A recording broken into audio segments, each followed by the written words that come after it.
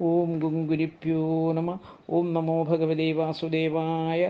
ഓം നമോ നാരായണായ. നാരായണീയം ദശകം 48 ശ്ലോകം 3-4.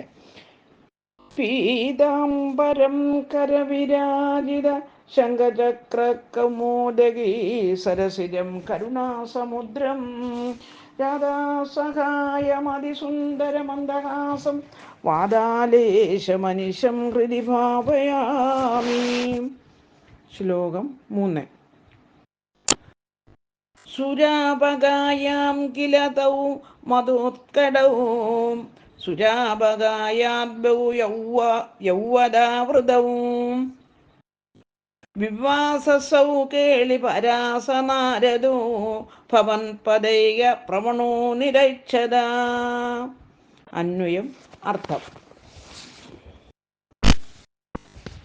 ഭവത് പദൈക പ്രവണഃ അങ്ങയുടെ പാദഭക്തിയിൽ തൽപരനായ സ നാരദ ആ നാരദൻ മധോത്കടൗ മദം കൊണ്ട് ഇളകിയ തൗ അവർ രണ്ടുപേരും സുരാപകായ ബഹു യൗവദാവൃതൗ സുരാപാനം കൊണ്ട് ഇളകിയാടുന്ന വളരെയേറെ യുവതികളിൽ ചുറ്റപ്പെട്ടവരായി. സുരാപകായം ഗംഗയിൽ, വിവാസസൗ വസ്ത്രമില്ലാത്തവരും, കേളി പരൗ ജലക്രീഡയിൽ മുഴുകിയവരുമായി നിരൈക്ഷതാ കില കാണുകയുണ്ടായി. ഹരി ഓം.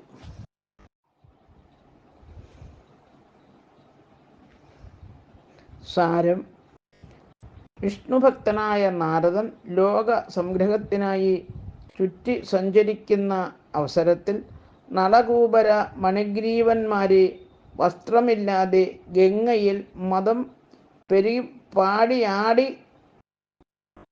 കളിച്ചു ക്രീഡയിൽ മുഴുകുന്ന യുവതിയുടെ മധ്യത്തിൽ കണ്ടു. ഹരി ഓം. ഓം ഗുങ്കുരിപ്യോ നമ. ഓം നമോ ഭഗവതേ വാസുദേവായ. ഓം നമോ നാരായണായ. ശ്ലോകം 4.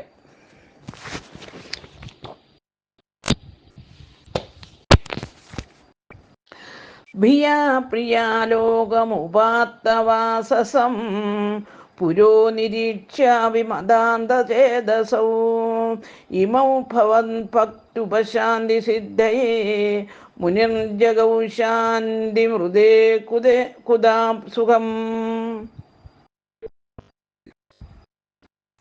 അന്വയം അർത്ഥം.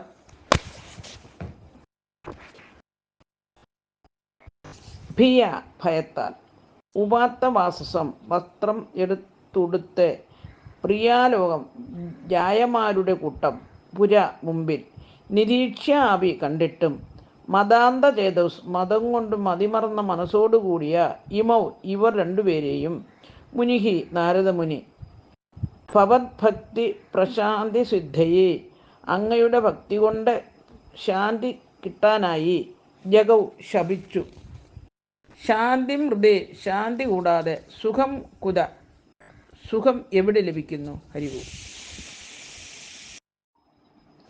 സാരം: നാരദനെ കണ്ട് ഭയന്ന് വസ്ത്രമെടുത്തുടുത്ത പ്രിയജനങ്ങളെ കണ്ടിട്ടും മതമേറിയ നളകൂബര മണിഗ്രീവന്മാർ വസ്ത്രമെടുക്കാതെ ജലക്രീഡ തുടർന്നു. അതിനാൽ വിഷ്ണുഭക്തിയും തദ്വാര ശാന്തിയും കിട്ടാൻ വേണ്ടി നാരദൻ അവരെ ശപിച്ചു. ശാന്തി കൂടാതെ